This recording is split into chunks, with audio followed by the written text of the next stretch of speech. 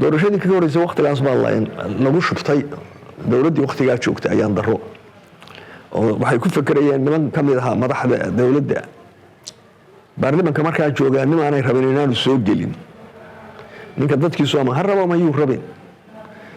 marka dad badan baa saas lagu khaarajay dad iyagu rabeen oo laga yaabo inay dadka xulkooda ahayna waa soo baxeen marka dhibaato ka jirta dalka dhibaatada dalka jirta awadeed lama yaabin marka in militarigu go'aan ka gaadhay ama qaatay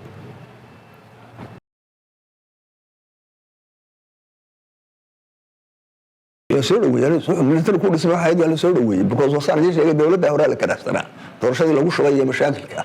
dawladda hore la karaasana qorshe 13 qodob ay soo saareen oo la yiraahdo revolutionary card taasa marka dastuurka dalka noqonayso lagu shaqeynaya taa waxay ku qoran dadku oo bogsan yahay saasay markay xukunka qabsadeen wax badan oo wanaagsan baa la qabtay oo weligii dawladdan military ahayn qaban karteen aad iyo aad loo qabtay dalka shafka dhulka oo hayade haddii siyaasadda ay soo xumay dabcan wax walba siyaasadda hogaamisa wax waliba way xumaayeen marka markuu dalka kiciyaan waxay abaaneen amniga ugu horeeyay iyada ninka dilay waa la dilayaa ninka ugu horeeyay la dilay militariga ahayo nin military dilay waxa siyad qaraba ahayanbo loo leeyahay qaraba ahayan gabadhiisa urad ninka qabo walaalkiigo مقدرت هذا halkaas laga bilaabay dad badan oo dhowra markaa kadibna la laayay amnigii baa cagaha soo isugu taagay dabadna meesha ay bilaabeen social sector ka yahay automatically iskuuladu awal basidii xornimada loo qaatay bilaash bay ahaayeen yani ardayda laga ma qaadi jirin fee laakiin ilmo waliba iskuul ma helin military waxa ku shaqeeyeen ilmo waliba magaalo jooga oo meel center la degan yahay dadka xoolo dhaqatada ma aha meel center la degan yahay in iskuul jira qasabna ay tahay qof kasta oo iskuul ay jeeyo iskuul tago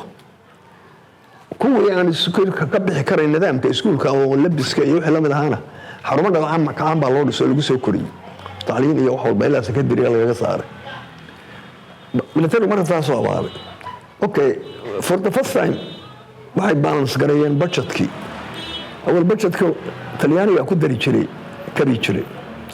waxay yiraahdeen way misaaqal dadka cidii lacagta anaga dadka lacagta baday baa lacag laga gooyay dadka lacagta laga gooyaan wixii baarlamaanka iyo siyaasadda ku bixi jireen hadee waa safe garowday budgetkii baa la balance gareeyay in mushaharaan dibadda looga baahan ee wax dalka soo baxa